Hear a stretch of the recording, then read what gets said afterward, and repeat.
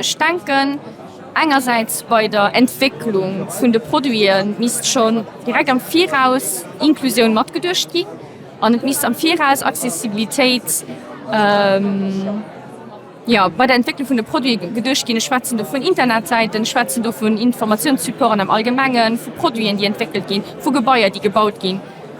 Inklusion muss von voran bei der Konzeption mitgedurcht gehen, für das es direkt für jeden accessibel ist. Das ist die eine Seite, aber wie möchte ich das? Meiner Meinung nach durch Aufklärung von den Leuten, die die Sachen konzipieren.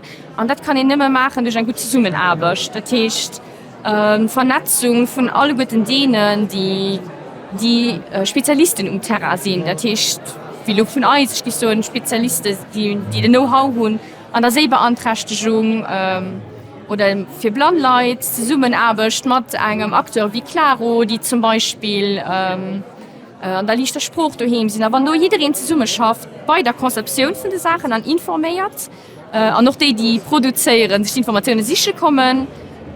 Du kannst ganz viel machen, für das zu promovieren. Also ich denke mal, alle haben während der Pandemie gemerkt, dass die Digitalisierung umso schneller voranschreitet und es gibt auch keinen Weg mehr zurück. Also ich glaube, dem müssen wir uns einfach stellen. Daher ist es wichtig, dass man darauf achtet, sehr pragmatisch zu sein. Also wie Anne schon gesagt hat, alles entwickelt sich enorm schnell und man darf sich, glaube ich, nicht in Theorien verlieren und zu langsam planen, sondern man muss hands-on bleiben. Also wirklich schauen, was braucht der Mensch, was braucht die Person, wie können wir sofort helfen. Ja, was natürlich wichtig ist, dass viel darüber gesprochen wird in der Öffentlichkeit, was vor allen Dingen die Chancen sind, warum es auch gut ist, die Möglichkeiten zu kennen.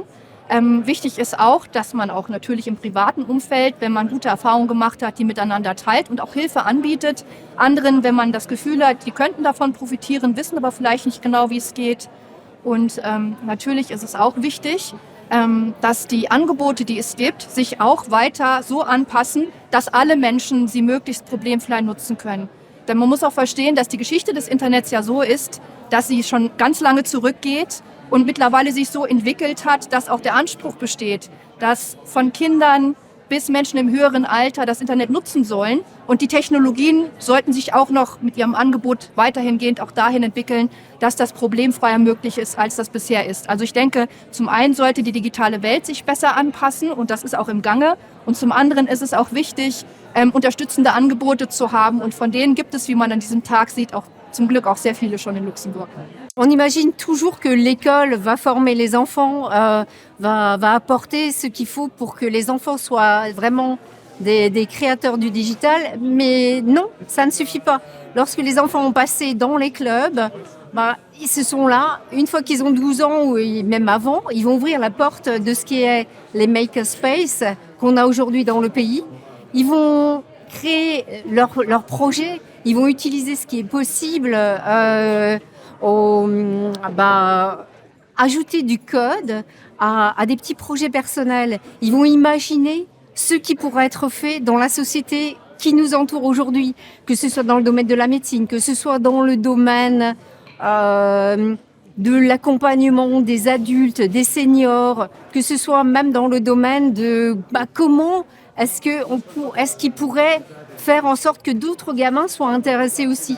Et c'est important qu'on inclue les filles comme les garçons, parce que par la suite, lorsque les enfants passent à l'âge de l'adolescence, il y a une grosse différence. Les filles, souvent, se sentent moins valorisées. Et donc, il faut leur donner cette confiance dans les petites, dans les années où ils sont... où ils ont 8 ans, ils n'ont aucun complexe, ils savent tout aussi bien faire que les garçons. Donc, pour faire la promotion de l'inclusion numérique, il faut accompagner les consommateurs et le grand public dans cette révolution digitale qu'on vit. Et il faut aller vers eux, il faut aller près d'eux, il faut communiquer avec eux, il faut les accompagner. Et donc, ça, c'est un travail de communication, de pédagogie. Il faut que des sociétés comme la nôtre, Payconic, soient à l'écoute de ce que le consommateur rencontre comme difficulté à l'accès éventuellement et essayer de rendre les services aussi faciles et pédagogiques et naturels que possible. Nous, on travaille avec nos partenaires, les banques, c'est comme ça qu'on offre notre application et donc on est à l'écoute grâce à eux, à travers eux, avec leurs clients sur les améliorations qu'on peut apporter et on essaye de faire tout ce qu'on peut pour rendre le service aussi accessible et facile à l'utilisation pour tout le monde.